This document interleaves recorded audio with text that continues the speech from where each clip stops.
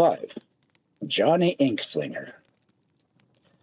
Soon after old Paul invented mass production in the logging business and got the system to working right, he found himself in a peck of trouble. It seems that the logging went so fast he couldn't begin to keep up with his office work. At that time there were no figures as we know them now, so he has to do all the figuring in his head and keep all the records there too.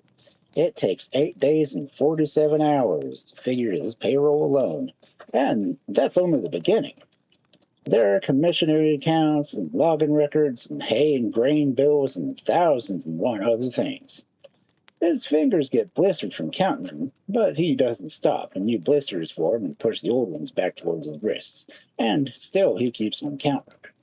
Finally, the tips of his fingers are blistered clear to his elbows. Luckily, they have time to get well by the time they reach the elbows and go no further. But, strain as he may, he can never get more than half done.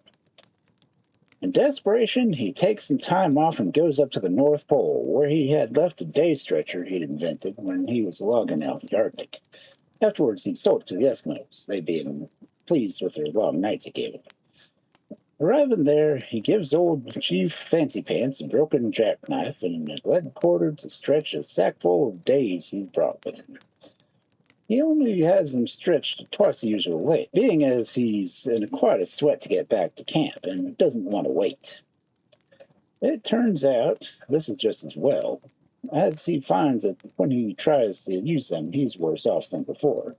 Naturally, if he was getting behind with the figures when he was working an ordinary day, it stands to reason that working twice as long a day, he'd get twice as far behind. And that's exactly what happened, so after a few days, he has to give the idea up.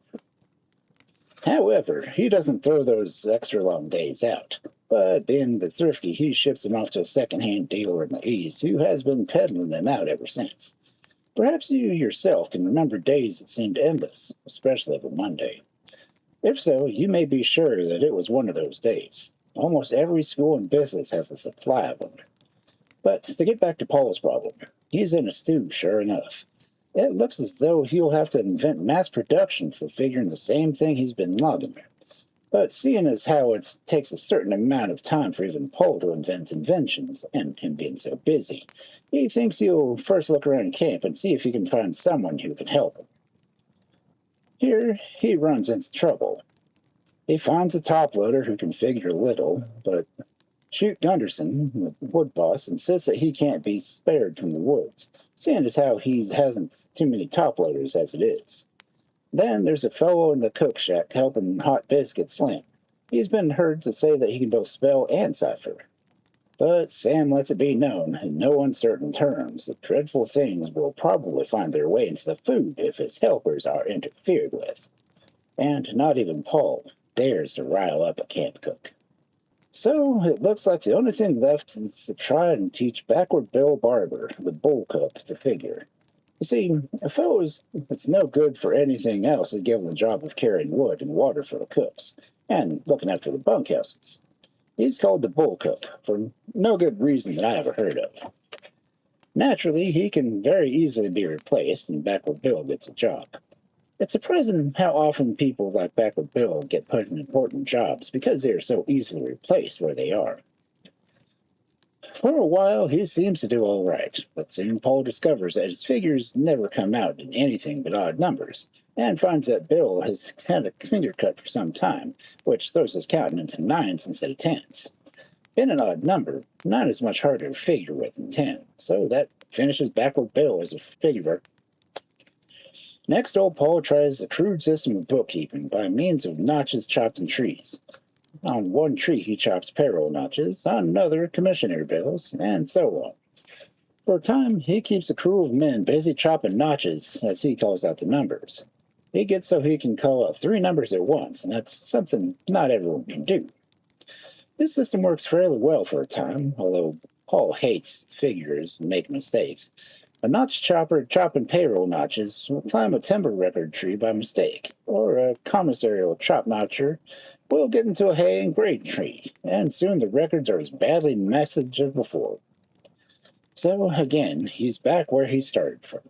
He's losing sleep and weight from worrying, and even then he isn't really getting it all done, as he's so busy with other things. And he has so many nut shopping crews out that he's kind of lost track of them and isn't all sure he's called them all in. He's haunted by the fear that maybe he's left a crew out in the woods somewhere to starve. For a while, he thinks seriously about going back to the great cave where he grew up and spending his life whittling. I think this was the only time that any problem threatened to be more than old Paul could solve. He kept getting thinner and thinner, and he didn't even have the heart to comb his great beard anymore. It is said that the mess hall was thrown into an uproar one morning at breakfast when two full-grown bobcats chased a snowshoe rabbit out of his whiskers, but that may or may not be true. He gets in the habit of roaming the woods at night, with the faithful ox at his heels, just worrying. One morning, finding himself in a part of the country that estranged him, he decides to explore a little before going back to camp. Although he doesn't know it, he's near Boston, which everyone knows is the seat of learning, culture, and baked beans. However, it is unlikely that he even cared if he had known, as he's already learned practically everything there is to know.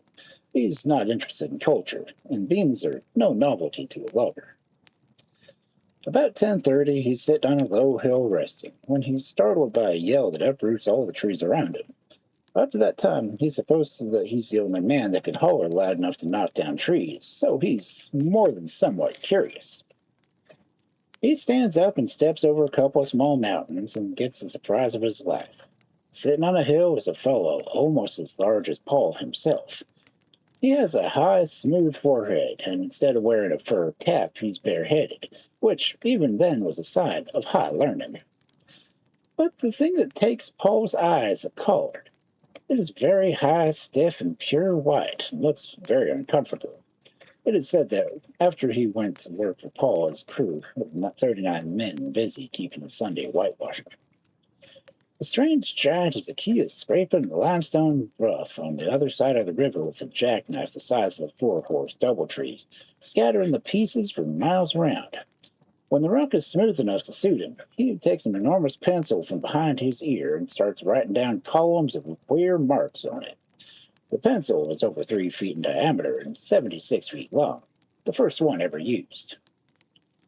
Paul stands around, first on one foot and then on the other, waiting for him to look up so he can find out who he is and what he's doing. But it seems that the fellow has just invented concentration and is busy practicing it in the works. So, of course, he never bats an eye when Paul shuffles his feet, knocking down 35 acres of standing timber. Nor does he seem to hear when Paul says, "Reckon that's how it's going to be a mighty dry summer if it don't rain soon." As I said before, he was concentrating. Concentrating is mighty exacting operation when it's done right. After a while, however, he finishes what he's doing and turns around to look at Paul. But he still says nothing, and Paul says the same thing, as a white collar has impressed him more than somewhat. So Paul gets out his can of Copenhagen and offers the senator a chaw. Then they both sit and squirt tobacco juice at ants for a little bit, and then they raise the river almost to a flood stage.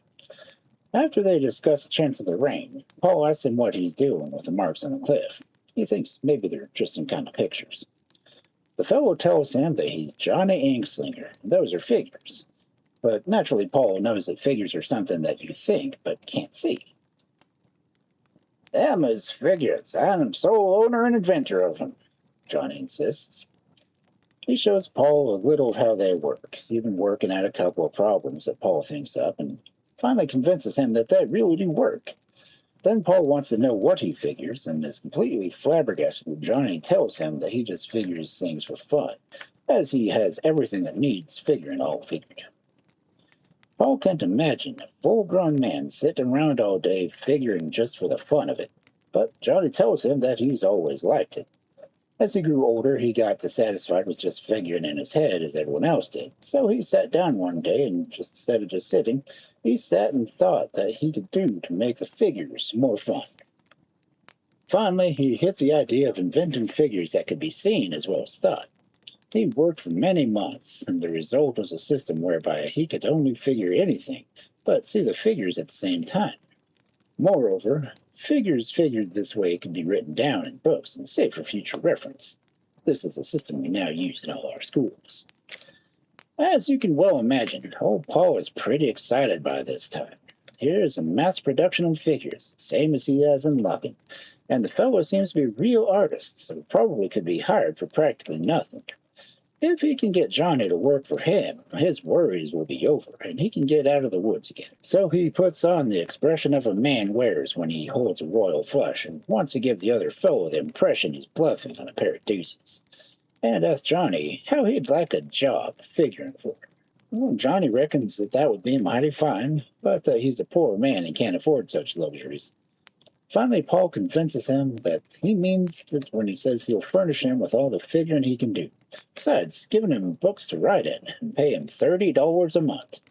Right away, he starts off for camp at a run. He's that anxious to begin work. He was the first bookkeeper in history, and his job at Old Paul lasted for many years to great advantage of them both.